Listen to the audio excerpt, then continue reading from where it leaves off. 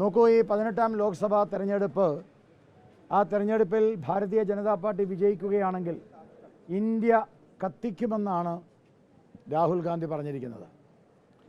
രാഹുൽ ഗാന്ധി വാസ്തവത്തിൽ ഇന്ത്യ എന്താണ് എന്ന് മനസ്സിലാക്കിയിട്ടില്ല.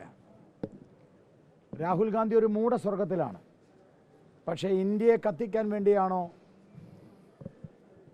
ഭാരതത്തിൽ തീവ്രവാദ പ്രവർത്തനം നടത്തി ഭീകരപ്രസ്ഥാനം നടത്തുന്ന IS-ൻ്റെ ഭാരതത്തിൻ്റെ അനുകൂലികളായ SDPIയുമായിട്ട് കോൺഗ്രസ് സഖ്യമുണ്ടാക്കിയിരിക്കുന്നത്?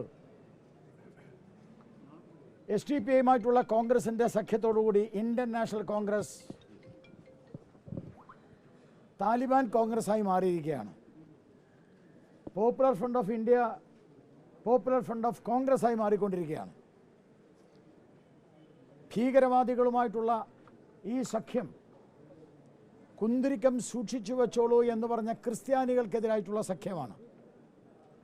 അവരും പലരും സൂക്ഷിച്ചു വെച്ചോളാൻ പറഞ്ഞ താക്കീത് നൽകിയ ഭീകരവാദികൾ താക്കീത് നൽകിയ ഹിന്ദുക്കൾക്കെതിരായിട്ടുള്ള സഖ്യമാണ്. യാതൊരു സംശയവുമില്ല,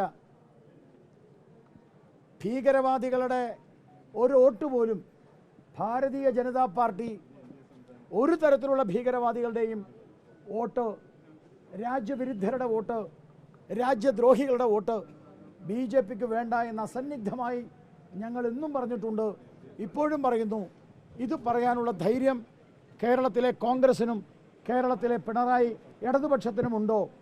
രാജ്യദ്രോഹികളുടെ, രാജ്യവിരുദ്ധരുടെ, ഭീകരവാദികളുടെ വോട്ട് വേണ്ട എന്ന് പറയാനുള്ള തൻ്റെ ഇടം കേരളത്തിലെ LDFനും UDFനും ഉണ്ടോ എന്ന ചോദ്യം ചോദിക്കുന്നതിൻ്റെ കൂടെ ഒരു കാര്യം കൂടി പറയാൻ ഞങ്ങൾ ആഗ്രഹിക്കുന്നു.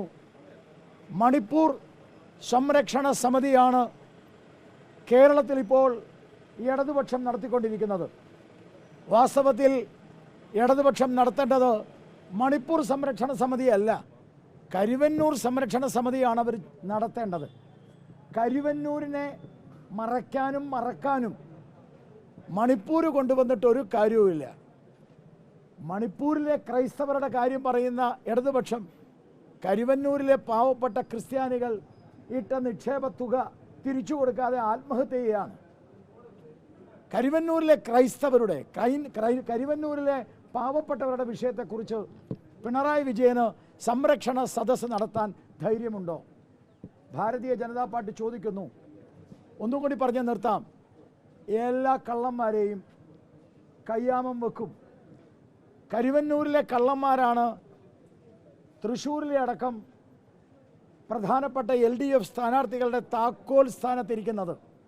കരുവന്നൂരിലെ കള്ളന്മാരാണ് തൃശ്ശൂരിലെ അടക്കം LDF സ്ഥാനാർത്ഥികളുടെ താക്കോൽ സ്ഥാനത്തിരിക്കുന്നത്.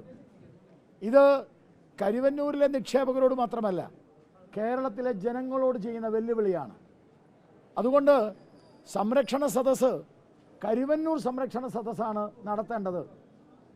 കരുവന്നൂർ സംരക്ഷണ സദസ്സ് ഇടതുപക്ഷം വലതുപക്ഷവും നടത്തിയാലും നടത്തിയില്ലെങ്കിലും കരുവന്നൂരിനെ മറക്കാനും ശ്രമം നടത്തിയാലും ഒന്ന് ഞാൻ പറയാം, കേന്ദ്ര സർക്കാരിൻ്റെ തീരുമാനം കള്ളന്മാരെ കയ്യാമം വെക്കുക എന്നാണ്.